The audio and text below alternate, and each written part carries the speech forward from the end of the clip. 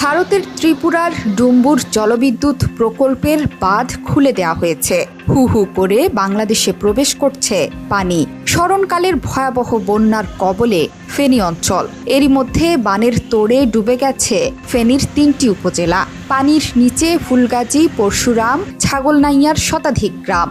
একই সাথে টানা বর্ষণ এবং ত্রিপুরার বাঁধ খুলে যাওয়ায় মুহুরী, কহুয়া, সিলোনিয়া নদীর বন্যা নিয়ন্ত্রণ বাঁধের ভাঙা অংশ দিয়ে লোকালয়ে প্রবেশ করছে পানি। স্থানীয়রা বলছেন, এমন বন্যা আগে কখনো দেখেননি তারা। আমাদের এলাকায় এই পরিমাণ পানি আর জীবনে কখনো দেখি নাই। রাস্তাঘাট, বাড়িঘর সব ডুবে গেছে। আরে বাবা, তো পানি সবসময় উঠে, আমরা তো জানি না এরকম পানি উঠবো। ঘরের মাল সামানা কিছু বাড়ি করতে পারছি না, সব পানি তলে। আমরা কই থাকবো, কি করবো, জায়গা পাইতেছি। পানি আসবো না, এরকম পানি তো সবসময়, এরকম পানি আর কোনোদিন আসবো না। এই কারণে আমরা কিছু বার করি নাই। শুধু আমাদের ছেলে মেয়েদের নিয়ে খালি পরনে কাপড় লইতে বাড়িয়ে গেছে। টানা ৪ দিনের ভারী বৃষ্টি ও ভারতের উজান থেকে নেমে আসা পাহাড়ি ঢলে ৩ উপজেলায় পানিবন্দী লক্ষাধিক মানুষ। উদ্ধার কাজে সেনাবাহিনী ও কোস্টগার্ড সদস্যদের সহযোগিতা চেয়েছে ফেনী জেলা প্রশাসক শাহিনা আক্তার।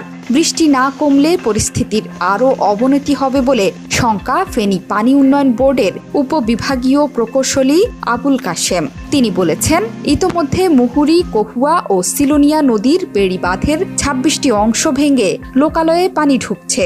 ডুবে গেছে মুহুরী নদীর বেড়িবাঁধের বেশিরভাগ অংশ। এছাড়া টানা বৃষ্টি এবং ভারতের পানির চাপ থাকায় প্লাবিত হচ্ছে নোয়াখালী, লক্ষ্মীপুর, মৌলভীবাজার, কুমিল্লার বিভিন্ন এলাকাও। সামনে এসব এলাকার বন্যা পরিস্থিতি ভয়াবহ অবনতির আশঙ্কা করছেন তারা। ফেনীতে বন্যায় ক্ষতি হচ্ছে ফসলের, তলিয়ে গেছে রোপা আমন ধান, ভেসে গেছে হাজার হাজার পুকুরের মাছ, পানিতে ডুবে গেছে পোল্ট্রি খামার। আমার বয়সে এরকম ডলার দেখি না।